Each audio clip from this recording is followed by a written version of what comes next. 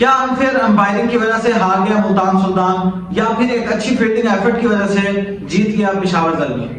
वो जो आउट था जो अंपायर ने दिया, डैनियल मोज़ले ने जो कैच पकड़ा था, उसके अंदर मुल्तान सुल्तान के जितने प्लेयर्स बाहर बैठे हुए थे या खुद डेविड विली भी ये मानने के लिए तैयार ही नहीं थे कि ये आउट है, बल्कि वो इशारा भी कर रहे थे कि ये सिक्स है और इस तरह का मतलब बाहर से भी इशारे मिल रहे थे कि भाई ये सिक्स बनता है, ये किस तरह भी आउट नहीं है। लेकिन अंपायर ने आउट दिया, वहीं से मोमेंटम बदला। कल मैच बहुत ही थ्रिल हुआ। ये मैच पेशावर ज़ल्मी और मुल्तान सुल्तान के दरमियान था। ये यूं कह लें कि बाबर आजम और मोहम्मद रिजवान के बीच ये जो मैच था, इसकी एक एक बात इस तरह की थी कि कमजोर दिल बंदा अपना दिल पकड़ कर बैठ जाए, क्योंकि कभी लग रहा था कि ये जीत गया और फिर एक बॉल के बाद ही लग रहा था कि जो है वो दूसरी टीम जीत रही है। और जिस तरह का 17वां ओवर वो जो आरिफ याकूब का ओवर गुजरा था, उसके अंदर तो मतलब सब कुछ ही हो गया। और जिस तरह का वो कैच पकड़ा डैनियल मोज़ले ने, वहां से सभी मोमेंटम बदल गया। और अंपायर ने पहली दफा इस तरह की बात की, उसने कोई एक दो दफा नहीं चेक किया, 15 दफा उसने वो रिव्यू चेक किया। उसके बाद भी उसने ये नहीं कहा कि मैं सेटिस्फाइड हूँ, बल्कि उसने कहा कि मैं 100% एक तरफ कुछ भी नहीं कह सकता कि आउट है या नॉट आउट है, लेकिन मैं क्योंकि मैं फील्डिंग साइड की जो टीम है उसको फेवर करूंगा कि उसके हक में फैसला दे दिया जाए। तो मतलब एक छोटा सा जो है वो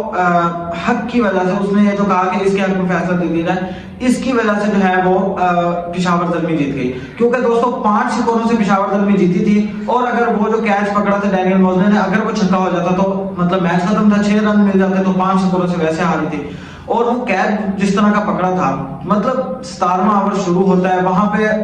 बहुत ही क्लोज मैच चल रहा था। और जिस तरह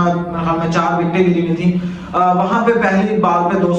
रन निकलते हैं, आरिफ याकूब की एक बॉल कराता है और 2 रन निकाल लेता है खुशदिल शाह। और उसके बाद एक जो है वो 6 मारने की कोशिश करता है, एक लंबी शॉट लगाता है, लेकिन लेग साइड की बाउंड्री लंबी होने की वजह से वहां पे कैच पकड़ लेता है। तो फिर भी चल रहा था कि ओके ठीक है भाई, एक खिलाड़ी आउट हो गया। लेकिन उसके बाद जब उसामा मीर आते हैं, वो पहली बॉल पे इतना लंबा उसको 94 मीटर का 6 लगाता है आरिफ याकूब को। फिर जब वो दूसरी बॉल कराता है, फिर उसको 6 लगाया जाता है, और वहां से होने लग जाते हैं कि भाई ये मैच जो है वो तो फुल मुल्तान सुल्तान की फेवर में जा रहा है। और फिर जब वो तीसरा छक्का मारने की कोशिश करता है तो बिल्कुल बाउंड्री पे जो है वो कैच हो जाता है। एक अच्छी शॉट थी लेकिन कैच हो जाता है। फिर आते हैं डेविड विली, और कंट्रोवर्सी यहीं से स्टार्ट होती है। डेविड विली पहली बॉल पे स्ट्रेट 6 लगाने की कोशिश करते हैं आरिफ याकूब को, और वो तकरीबन छक्का ही था। लेकिन पता नहीं कहां से वो डैनियल मोज़ले, हालांकि टीम में भी नहीं डाला हुआ था, वो 12th मैन था और उस फील्डिंग के लिए आया हुआ था, और वो बंदा छलांग लगाता है कोई 2-3 फुट की, और वहां पे कैच पकड़ के वो अंदर पांव लगाता है, और फिर उड़ के दोबारा जो है वो कैच पकड़ के फिर अंदर आ जाता है। और इस तरह का वो कैच था कि बिल्कुल जो है वो कुछ कहा नहीं जा सकता कि वो कैच बनता था या नहीं बनता था। बहरहाल जो थर्ड अंपायर था उसने जो है वो काफी दफा चेक किया जब उसको, तो वो भी यही कह सका कि मैं जो है वो 100% श्योर नहीं हूँ कि आउट है या नॉट आउट है, लेकिन मैं फील्डिंग वाली टीम को जो है वो फेवर करूंगा। और वहीं से सब मोमेंटम बदला, और उसके बाद जब डेविड विली आउट हुआ तो आगे बैटिंग लाइनअप जो है वो खत्म हो चुकी थी मुल्तान सुल्तान की, और उसके अंदर वो मुल्तान सुल्तान हार गया।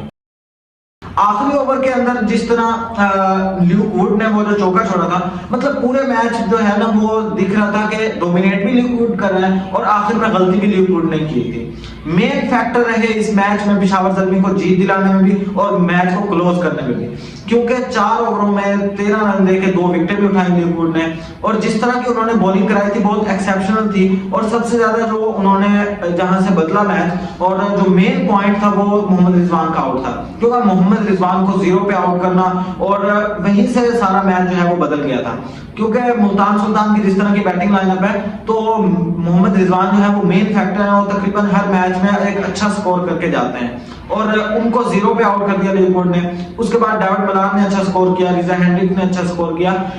मैच तो क्लोज हो गया था, और इफ्तिखार अहमद खड़े थे। ये ल्यूक वुड जो है वो 4 ओवरों में 13 रन दिए थे, इसने जो है वो सेकंड लास्ट ओवर भी गुजारा, और आखिरी ओवर में इफ्तिखार अहमद स्ट्राइक पे थे और 20-22 रन चाहिए थे, और वहां पे नवीनुल हक को जो है वो बॉल दी। बिल्कुल जो है वो क्लोज तो नहीं था, ये तो पेशावर ज़ल्मी के हक में था जहां एक ओवर में 20 से ज्यादा रन चाहिए। लेकिन जिस तरह की वो सेकंड बॉल पे शॉट मारी इफ्तिखार अहमद ने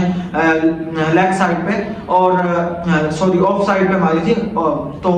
उसके अंदर ल्यूक वुड ने जो है वो चौका पकड़ने की कोशिश की और वहां पे जो है बिल्कुल एक आसान सा जो है वो मतलब शॉट थी, उसको बिल्कुल आसानी से पकड़ सकते थे, लेकिन वो ल्यूक वुड ने छोड़ दी और वहां पे चौका हो गया। और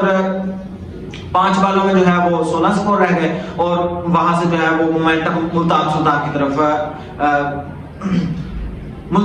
की तरफ डिलीवर हो गया।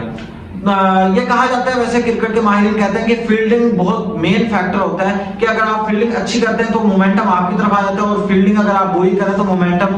जो है वो अगली टीम की तरफ चला जाता है। और यही हुआ और उसके बाद इफ्तिखार अहमद जो है वो उनका मोमेंटम बदला और उन्होंने अगली बॉल पे जो है वो मारी शॉट और बैक पे जो है वो चौका मार दिया। उससे अगली बॉल पे जिस तरह का उन्होंने स्ट्रेट पे जो है वो 6 मारा, वो बहुत ही टॉप क्लास शॉट थी और 2 बॉल में 6 रन चाहिए थे, वहां बहुत क्लोज हो चुका था मैच और लग रहा था कि मुल्तान सुल्तान जीत जाएगा। और वहीं पे एक